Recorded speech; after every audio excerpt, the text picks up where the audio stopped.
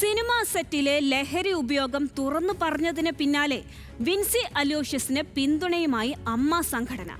വിൻസി പരാതി നൽകിയാൽ അമ്മ നടപടിയെടുക്കുമെന്ന് ജയൻ ചേർത്തല. വിഷയം ചർച്ച ചെയ്യാൻ അടിയന്തര കമ്മിറ്റി ചേർന്നു. അമ്മയുടെ മെമ്പറല്ല എങ്കിലും ഞങ്ങൾ വ്യക്തിയെ വിളിച്ചിട്ട് ഒരു പരാതി അമ്മയ്ക്ക് തരാൻ പറഞ്ഞു. ഈ കൃത്യത്തിൽ ഏർപ്പെട്ടിരിക്കുന്ന പുരുഷൻ അമ്മയിലെ മെമ്പർ ആണെങ്കിൽ തീർച്ചയായിട്ടും അമ്മ ആക്ഷൻ അദ്ദേഹത്തിനെതിരെ എടുത്തിരിക്കും.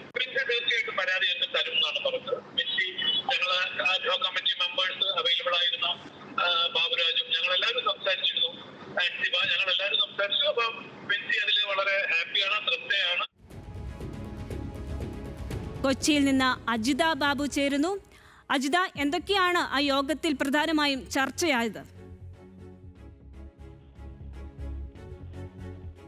അതുല്യ സെബാസ്റ്റ്യൻ, അഡ്ഹോക് കമ്മിറ്റി ഭാരവാഹി ജയൻ ചേർത്തലയുടെ പ്രതികരണത്തിൽ നിന്ന് അമ്മയുമായി ബന്ധപ്പെട്ട് നേരത്തെ നിരവധി വിമർശനങ്ങൾ ഉയർന്നിരുന്നു. പ്രത്യേകിച്ച് WCC ഇത്തരത്തിൽ വിൻസിക്ക് പൂർണ്ണ പിന്തുണയുമായി എത്തുകയും ഇത്തരത്തിൽ സംഘടനയിൽ നിന്ന് AMMയിൽ നിന്ന് ഇത്തരത്തിലൊരു പിന്തുണ ഉണ്ടാകാത്ത സാഹചര്യത്തിൽ ശക്തമായ വിമർശനങ്ങൾ അടക്കം ഉയർന്നു വരുന്ന സാഹചര്യം ഉണ്ടായിരുന്നു. ഇതിന് പിന്നാലെയാണ് AMMA വിൻസിക്കൊപ്പം എന്ന് ഒരു കൃത്യമായ നിലപാട് സ്വീകരിച്ചുകൊണ്ട് രംഗത്ത് വന്നിരിക്കുന്നത്.